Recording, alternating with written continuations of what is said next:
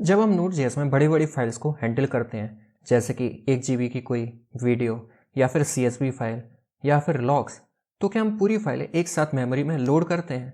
अगर हाँ, तो हमारा सर्वर ही क्रैश हो जाएगा। इसी प्रॉब्लम को सॉल्व करने के लिए Node.js हमें देता है स्ट्रीम्स। स्ट्रीम्स अलाउ करते हैं डेटा को चंक्स में प्रोसेस करने का, मतलब थोड़ा थोड़ा डेटा आता है और उसे हम रियल टाइम में हैंडल कर लेते हैं। यही technique video streaming, file uploading, downloading और रियल टाइम डेटा पाइपलाइंस का बेस है। इस वीडियो में हम देखेंगे स्ट्रीम्स के टाइप, स्ट्रीम्स के वर्कफ्लो और रियल टाइम एग्जांपल्स। तो हेलो गाइस, मेरा नाम है लोकेंद्र, आप देख रहे हैं लोकी अनलॉक्ड, जहां हम अनलॉक करेंगे आपके ट्रू पोटेंशियल को। चले चलते कंप्यूटर स्क्रीन पर और शुरू करते हैं।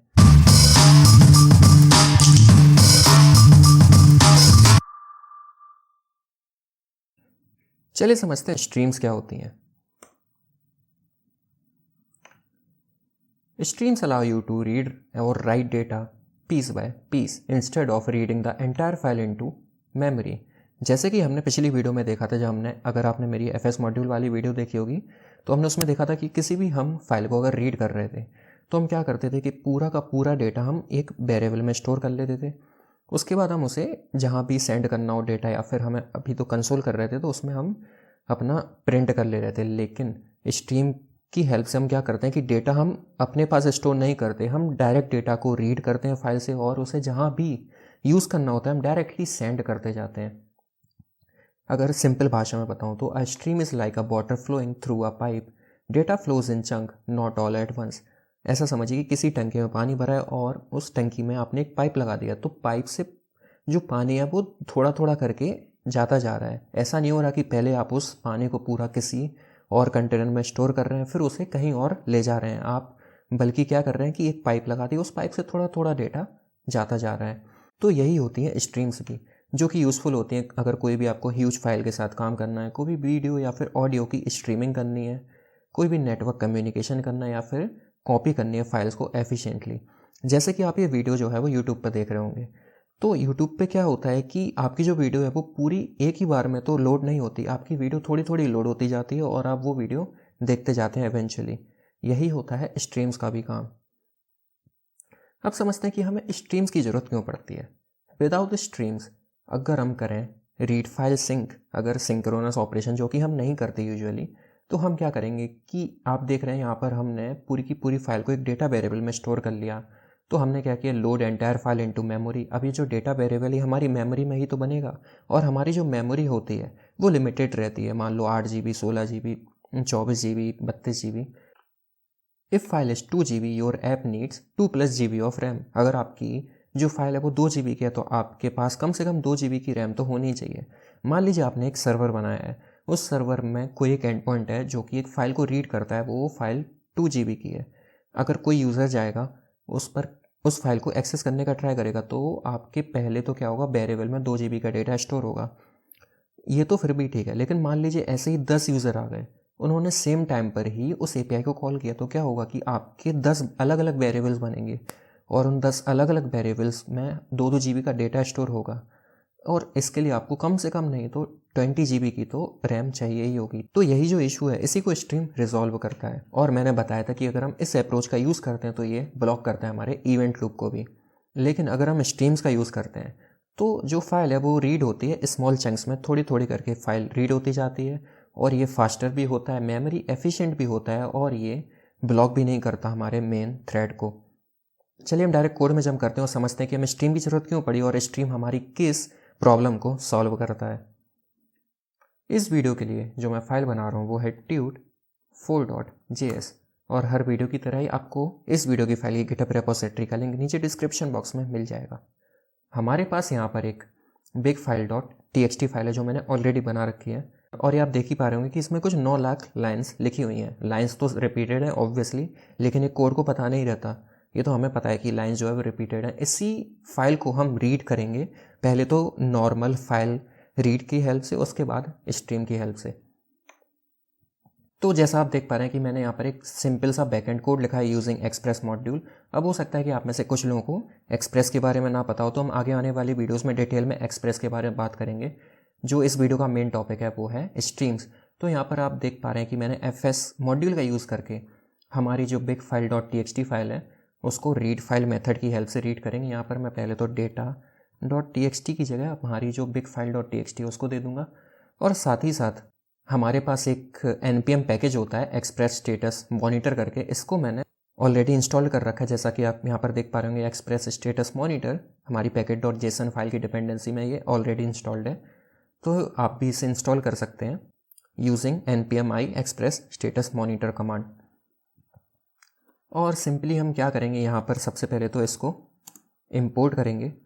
यहाँ पर मैं लिखूँगा स्टेटस और यहाँ पर रिक्वायर एक्सप्रेस स्टेटस मॉनिटर। अभी डिपेंडेंसी क्या करती है, बताती है कि आपका जो एक्सप्रेस सर्वर है वो कितनी मेमोरी यूटिलाइज कर रहा है। यहाँ पर हम सिंपली देना होता है app.use, और हम यहाँ पर जो हमारा स्टेटस मेथड है या फिर स्टेटस फंक्शन है जो कि हमें एक्सप्रेस स्टेटस मॉनिटर से मिला है, इसको हम कॉल कर देंगे डायरेक्टली और फाइल को सेव करेंगे। इसके बाद हम अपने कोड को रन करेंगे तो हमारा जो एक्सप्रेस सर्वर है वो 3000 पोर्ट पर रन हो जाएगा। और मैंने यहाँ पर /route पर ही हमारी जो API है उसका एंड पॉइंट बनाया हुआ है। अब हम यहाँ पर क्या करेंगे, हम अपने ब्राउज़र में जाएंगे और सबसे पहले तो लोकलहोस्ट 3000 स्टेटस पे जाएंगे। तो ये आपको बताता है कि आपका CPU यूसेज कितना है, आपका मेमोरी यूसेज कितना है, और भी चीज़ें कि आपका जब से सर्वर चल रहा है तो उसने कितना डेटा यूटिलाइज़ किया है। उसके बाद हम जाएंगे हमारे जो एंड पॉइंट है /एंड पॉइंट, उस पर हम लिखेंगे। अभी आप देख पा रहे हैं, जैसे उससे भी पहले आप अगर देख पाएंगे कि हमारा जो मेमोरी यूसेज है वो 40 MB के अप्रॉक्सीमेट है।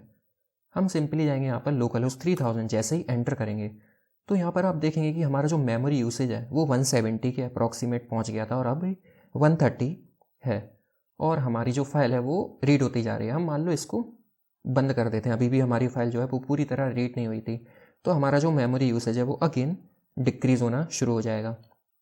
मान लीजिए हम यहाँ पर दोबारा से रिफ़्रेश करते हैं पेज को, तो हमारा जो मेमोरी यूसेज है वो अगेन स्पाइक कर जाएगा और आप देख रहे हैं कि अभी भी ये 120 के अप्रॉक्सीमेट है।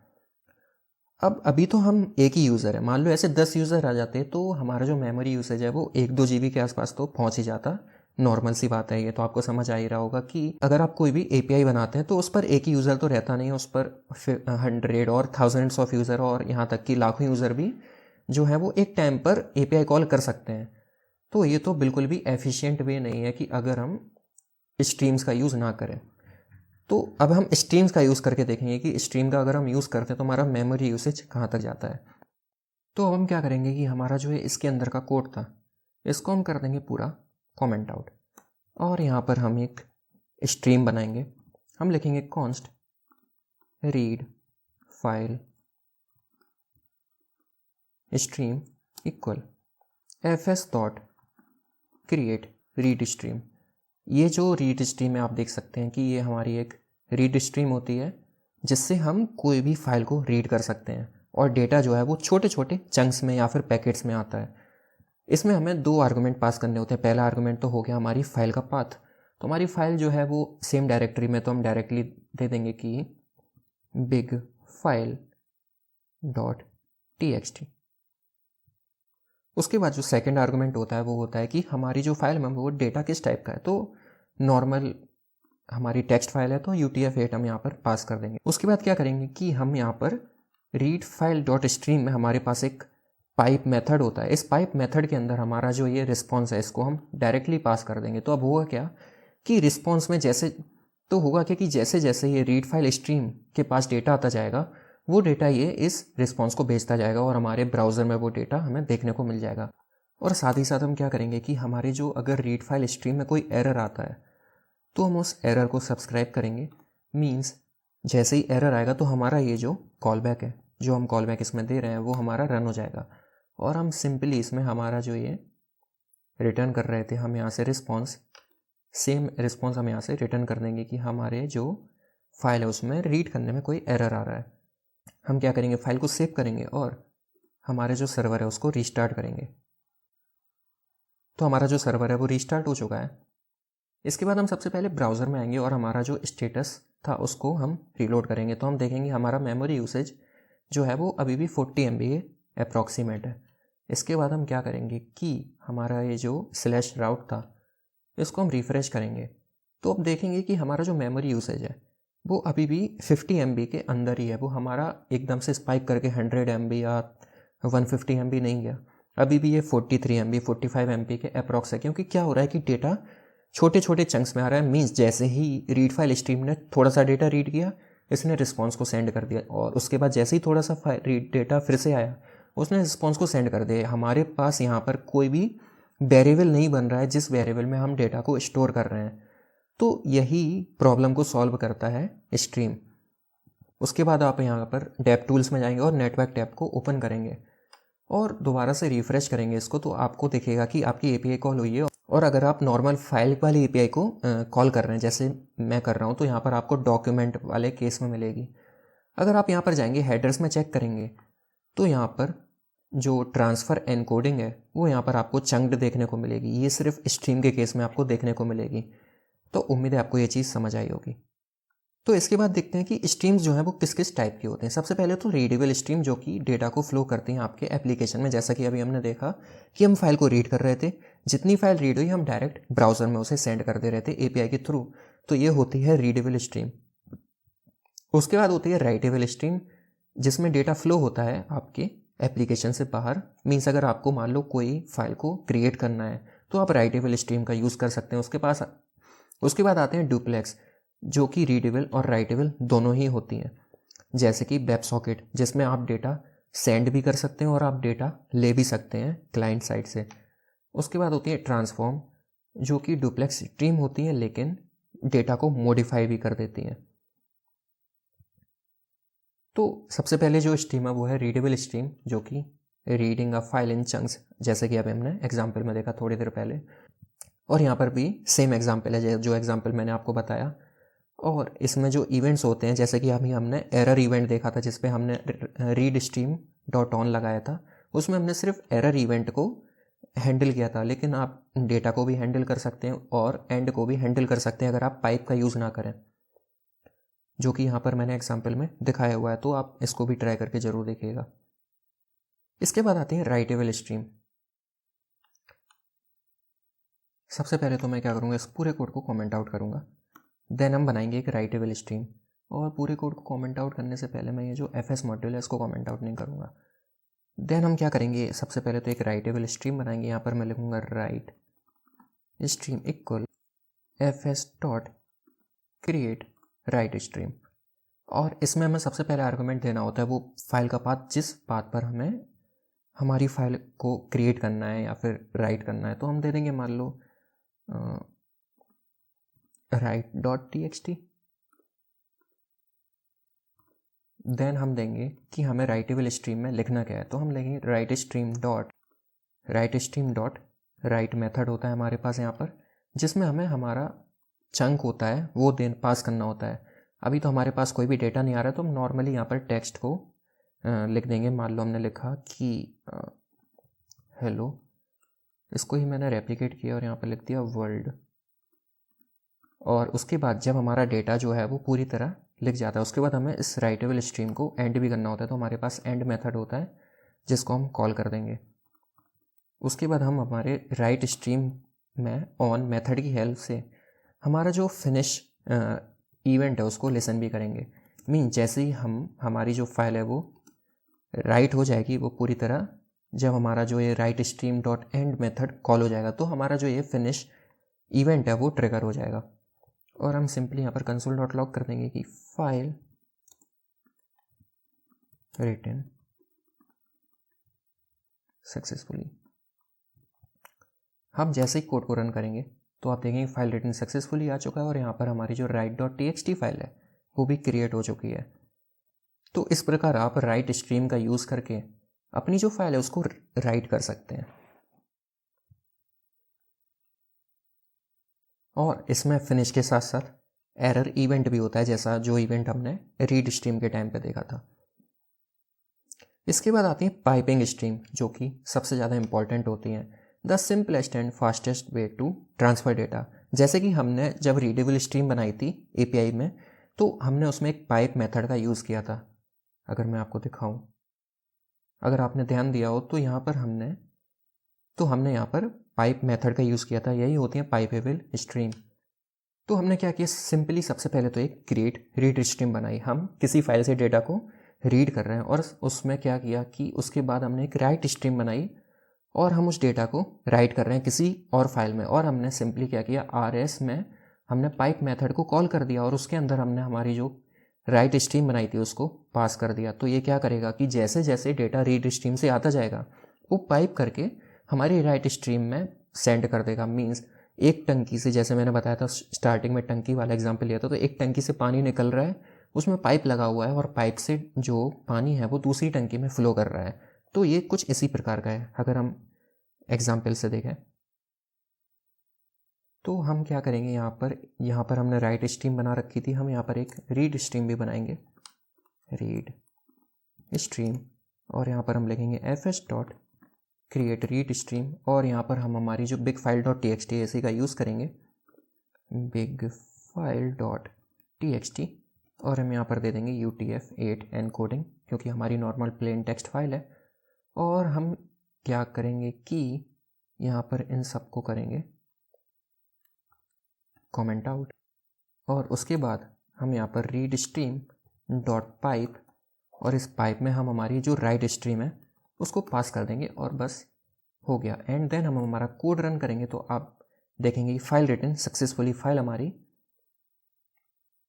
जो है वो राइट हो चुकी है। और अगर हम राइट डॉट txt में जाएंगे तो आप देखेंगे कि हमारी फाइल जो है वो कितनी जल्दी राइट हो चुकी है using stream, using pipe method. तो यही होते हैं पाइपेबल स्ट्रीम। इसके जो एडवांटेजेस हैं वो है कि बेस्ट है अगर किसी फाइल को कॉपी करना हो, जैसा कि आपने अभी देखा कि हमने बिग फाइल से एक दूसरी फाइल क्रिएट कर ली इन सेकेंड्स। उसके बाद ये हैंडल करता है बैक प्रेशर को ऑटोमेटिकली। अब बैक प्रेशर क्या होता है वो हम आपको थोड़ी देर में बताता हूँ, और ये बहुत ही ज़्यादा एफिशिएंट भी है। जैसा कि मैं आपको पहले ही बता चुका हूँ कि जब भी हम स्ट्रीम का यूज़ करते हैं तो हमारा जो डेटा है वो कोई भी डेटा हमारे किसी भी वेरिएबल में स्टोर नहीं होता, और वेरिएबल में स्टोर नहीं होता तो हमारी जो मेमोरी यूसेज है वो भी स्पाइक नहीं करता एकदम से।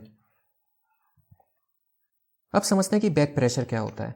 When read stream is faster than write stream, for example, hard disk reads 1 GB per second, but network can upload only 10 Mbps. Means आपका जो हार्ड डिस्क है उससे तो आप 1 GB पर सेकेंड डेटा को रीड कर पा रहे हैं, लेकिन जो अपलोड स्पीड है वो सिर्फ 10 Mbps या 20 Mbps है। तो इस केस में क्या होगा कि piping handles this automatically bye pausing और रिज्यूमिंग रीड स्ट्रीम। जो पाइप मेथड है वो रीड स्ट्रीम को पॉज कर देगा। मीन्स आपने 1 GB डेटा रीड किया, वो 1 GB डेटा जब तक पूरी तरह अपलोड नहीं हो जाता तब तक जो पाइप स्ट्रीम है हमारा वो रीड स्ट्रीम को बोलेगा कि रुक जाओ, अभी मेरे पास डेटा है ऑलरेडी। तो वो जब जैसे ही अपलोड हो जाएगा उसको वो दोबारा से कंटिन्यू कर देगा या फिर रिज्यूम कर देगा। You don't need to manage it manually, आपको मैनुअली इसको मैनेज नहीं करना पड़ेगा। तो इसे कहते हैं बैक प्रेशर हैंडल करना। इसके बाद आती हैं डुप्लेक्स स्ट्रीम, जो कि बाई डायरेक्शनल होती हैं, जैसे कि वेब सॉकेट। अगर आपने व्हाट्सएप यूज़ किया है, जो कि करते ही होंगे मोस्टली, तो आप मैसेज सेंड भी कर पाते हैं और मैसेज रिसीव भी कर पाते हैं। यही होते हैं डुप्लेक्स स्ट्रीम। और हम वेब सॉकेट के बारे में आगे डिटेल में देखेंगे। तो अभी इस वीडियो में मैं इस एग्जांपल को नहीं बता रहा हूँ, क्योंकि वीडियो जो है वो बहुत बड़ी हो जाएगी अगर मैं वेब सॉकेट इस वीडियो में कवर करने लग गया। बस आप इतना जानिए कि socket can both send and receive data. जो सॉकेट है वो सेंड भी कर सकती है डेटा और रिसीव भी कर सकती है, और ये एक डुप्लेक्स स्ट्रीम होती है। इसके बाद है ट्रांसफॉर्म स्ट्रीम, जो कि use to modify data while streaming. अगर मान लो आपके पास कहीं से डेटा आ रहा है चंक्स में स्ट्रीम होकर, और आप चाहते हैं कि आपको कहीं और भेजने से पहले या फिर आपको राइट करने से पहले उस डेटा में कुछ मॉडिफिकेशन करने हैं, तो आप यूज़ कर सकते हैं ट्रांसफॉर्म स्ट्रीम्स। चलिए हम डायरेक्ट कोड में जंप करके समझते हैं कि ट्रांसफॉर्म स्ट्रीम्स क्या होती हैं। जैसे कि अभी हम क्या कर रहे थे कि अभी हम यहाँ से डेटा को रीड कर रहे थे अपनी बिग फाइल डॉट txt से, और उसको राइट कर दे रहे थे राइट डॉट txt फाइल में। मीन्स कुल मिलाकर कॉपी कर रहे थे। लेकिन मान लो क्या हो कि आपको same as it is file ना बनानी हो, आपको उसकी जिप फाइल बनानी हो, तो आप यहाँ पर ट्रांसफॉर्म स्ट्रीम का यूज़ कर सकते हैं। यहाँ पर आप सिंपली सबसे पहले तो हमारे पास नोड में एक बिल्ट इन जो पैकेज होता है zlib, इसको हम इंपोर्ट करेंगे। यहाँ पर हम लिखेंगे रिक्वायर zlib। अभी हमने यहाँ पर क्या किया था कि हमने रीड स्ट्रीम में डायरेक्टली पाइप कर दिया था अपनी राइट स्ट्रीम को। अब हम यहाँ पर ऐसा नहीं करेंगे। हम इससे पहले क्या करेंगे कि सबसे पहले तो यहाँ पर राइट डॉट txt की जगह हम लिख देंगे write dot zip. And then यहाँ पर हम पाइप करेंगे, पहले इसको मैं एंटर मार देता हूँ, और यहाँ पर हम एक और पाइप लगाएंगे अपने जो एक्चुअल राइट स्ट्रीम वाला पाइप है उससे भी पहले, और यहाँ पर हम देंगे zlib डॉट क्रिएट gzip करके हमारे पास एक मेथड होता है, इसको हम कॉल कर देंगे। इसके बाद हम फाइल को सेव करेंगे और कोड को हम जैसे ही रन करेंगे तो आप देखेंगे कि हमारी एक राइट डॉट जिप फाइल बन चुकी है, और इसमें वही सारा डेटा है जो कि डेटा हमारे राइट डॉट txt फाइल में या फिर big file dot txt file में है। मीन्स आप जैसे ही इसको अनजिप करेंगे तो आपको सेम वही फाइल देखने को मिलेगी। तो इस प्रकार आप ट्रांसफॉर्म स्ट्रीम या फिर ट्रांसफॉर्म कर सकते हैं डेटा पाइप की हेल्प से। तो उम्मीद है आपको ट्रांसफॉर्म स्ट्रीम भी समझ आई होगी, और ये कंप्रेस कर देती है इन रियल टाइम में, और आपको कोई भी टेम्परेरी फाइल बनाने की ज़रूरत नहीं पड़ती। मीन्स आपने ऐसा कुछ नहीं किया कि आपने सबसे पहले पूरी फाइल को रीड किया, उसे एक वेरिएबल में स्टोर किया, उसके बाद आपने उसको जिप में कन्वर्ट किया, और जिप को भी सेव करने से पहले आपने किसी भी वेरिएबल में उसको स्टोर नहीं किया। तो यहाँ पर आप देख पा रहे हैं कि दो जगह डेटा जो है वो सेव हुआ, नहीं तो आपका जो मेमोरी यूसेज है वो कितना हो जाता है। आपने डायरेक्टली क्या किया, आप जैसे जैसे फाइल को रीड करते जा रहे हैं उसको gzip लाइब्रेरी की हेल्प से कन्वर्ट करते जा रहे हैं, और उसको उसी टाइम पर जैसे जैसे वो कन्वर्ट होता जा रहा है उसी टाइम पर उसको राइट भी करते जा रहे हैं। तो यहाँ पर हमारा जो मेमोरी यूसेज है वो भी एकदम मिनिमल रहा। तो उम्मीद है ये चीज़ आपको समझ आई होगी। इसके बाद आते हैं की इवेंट्स इन स्ट्रीम्स, जैसे कि डेटा इवेंट, अगर कोई भी नया चंक अवेलेबल होता है। अभी हमने ये देखा नहीं, चलिए इसको भी देख लेते हैं। इसके लिए हम क्या करेंगे, सबसे पहले तो मैं इस पूरे कोड को मीन जहाँ पर हम रीड स्ट्रीम पाइप का यूज़ कर रहे थे उसको कमेंट आउट करूँगा, और यहाँ पर हम लिखेंगे read stream dot on method का यूज़ करेंगे, और यहाँ पर हमारे पास जो डेटा आ रहा है उसको हम लिसन करेंगे, एंड देन जैसे जैसे हमारे पास डेटा आता जाएगा वैसे वैसे हमारा ये जो कॉल बैक है वो रन होगा। अब हमारे पास डेटा जो है वो चंक्स में आता है, तो हम यहाँ पर हमें एक चंक मिलेगा, और इस चंक में हमारा जो राइट स्ट्रीम है, राइट स्ट्रीम के अंदर हमारे पास जो राइट मेथड होता है, इसमें हम इस चंक को सेंड कर देंगे। और उससे भी पहले मैं क्या करूँगा, यहाँ पर राइट डॉट जिप की जगह या फिर मैं यहाँ पर राइट टू डॉट txt बनाऊँगा, क्योंकि हमें यहाँ पर txt फाइल चाहिए। और हम जैसे ही कोड को रन करेंगे तो हमारे पास आप देख रहे हैं कि right to dot txt file जो है वो क्रिएट हो चुकी है, और अगर हम इस फाइल को ओपन करेंगे तो हमारे पास सेम वही डेटा देखने को मिल जाएगा। तो उम्मीद है ये चीज़ आपको समझ आई होगी कि कैसे आप पाइप्स का यूज़ कर सकते हैं अगर आपको डेटा क्रिएट करना है, या फिर पाइप ट्रांसफॉर्म का यूज़ करना है, या फिर पाइप स्ट्रीम का यूज़ करना है, या फिर आप कैसे इवेंट्स का भी यूज़ कर सकते हैं। देन उसके बाद है एंड इवेंट। अगर आपके पास कोई भी और डेटा नहीं बचा होता तो एंड इवेंट ट्रिगर होता है। उसके बाद है एरर, ऑब्वियसली अगर आपके पास कोई एरर आता है, और उसके बाद है फिनिश। अगर आपका जो राइटिंग है वो कंप्लीट हो जाती है तो आपका जो फिनिश इवेंट है वो ट्रिगर होता है। इसके बाद है कुछ real life use cases of streams. अगर आपको रीड और राइट करना है कोई भी बड़ी बड़ी फाइल्स तो आप स्ट्रीम्स का यूज़ करेंगे। अगर आपको वीडियो ऑडियो स्ट्रीमिंग करनी है, जैसे आप यूट्यूब देख रहे हैं तो उस पर जो है वो डेटा चंक्स में आता है स्ट्रीम होकर, तो आप स्ट्रीम्स का यूज़ करेंगे। अगर आपको HTTP रिक्वेस्ट रिस्पॉन्स बॉडीज़ भेजनी है तो आप स्ट्रीम्स का यूज़ करेंगे। अगर आपको zlib कंप्रेशन करना है, जैसा अभी हमने देखा था, zlib लाइब्रेरी का यूज़ किया था जिसकी हेल्प से हमने .zip फाइल बनाई थी। अगर हमें डाउनलोड या फिर अपलोड प्रोग्रेस को ट्रैक करना है तो भी हम स्ट्रीम का यूज़ करेंगे। अगर हमें लॉक करना है स्ट्रीम या फिर डेटा पाइपलाइन अपनी सेट करनी है तो भी हम स्ट्रीम्स का यूज़ करेंगे। तो उम्मीद है आपको स्ट्रीम्स समझ आई होगी। तो ये था स्ट्रीम्स के बारे में एक ब्रीफ एक्सप्लेनेशन। अगले वीडियो में हम बफर्स के बारे में पढ़ेंगे। अगर वीडियो पसंद आई हो तो लाइक करें, नए हो तो सब्सक्राइब करें चैनल को, और बेल आइकन को दबाना मत भूलिएगा। धन्यवाद।